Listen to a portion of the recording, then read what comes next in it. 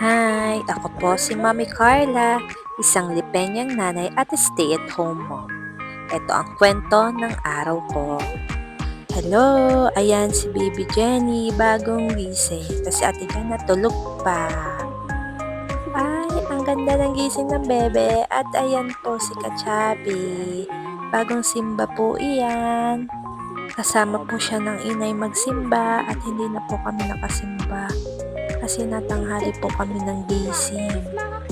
Pag-uwi nga nila ay di are mga bagong gising kami.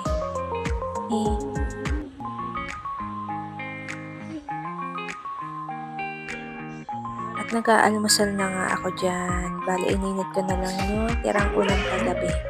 Yung aking ginawang pork steak. Tapos may dala si Mister na kaldereta galing fiestahan. Ay di nakakain po kami ng aming almusal. Maglalaban naman tayo ng mga tubal-tubal. Ay di aray manual muna at sira pa rin ang automatic tiis-tiis. Ay di hakot-hakot muna ng tubig para mabilis ang tubig at medyo mabagal sa hose para mabilis ang paglalabada. Sa tanghalian naman ay di magluluto ako ng gulay. Bali sayote yan. Pagka balat natin ay di ating hihiwain ng maliit-liit. At ayan ang ating pritong galunggong.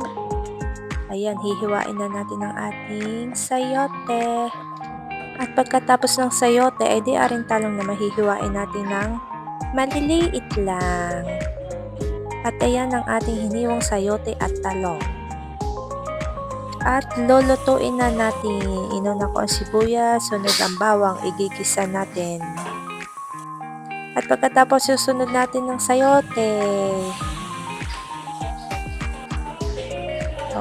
Gisa-gisa.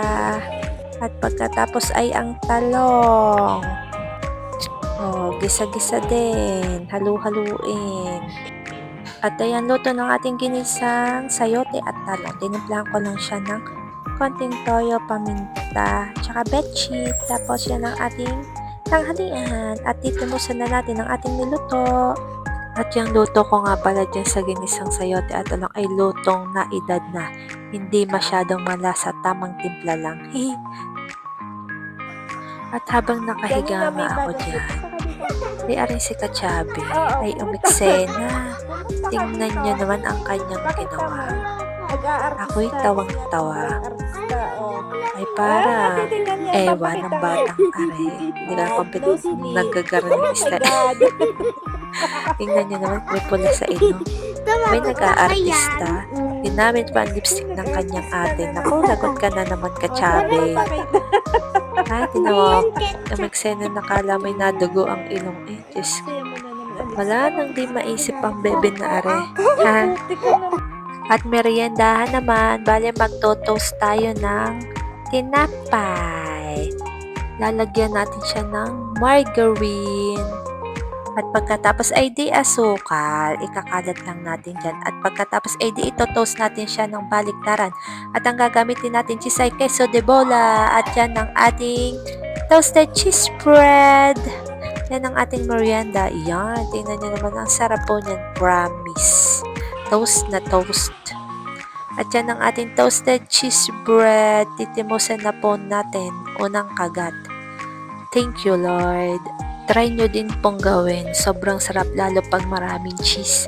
Ang sarap din po pala ng queso de bola. Yan pong cheese ang hinalo ko dyan. Sa hapunan naman ay din nagluto ang inay ng mais na gulay. Tapos yung pritong galunggong pa rin. Si Chabe. Sarap ng subo. Gustong gusto niya po ang gulay na mais. At saka pritong galunggong. At yan naman si Bebe. Sinusubuan ko. Abay ayaw ng kutsara. Ang gusto ay kamay, utik-utik. Utik-utik pa rin ang gusto ng bebe na yarn. Inutik-utik nga po kinamay-kamay pa Abay, masaya pa. Kain po. Tayo naman ang titikim ng gulay na mais at pritong galunggong. Ayan, ang sarap po ng ating hapunan. Thank you, Lord, sa aming masarap na hapunan. Ay siya, sige po, bye!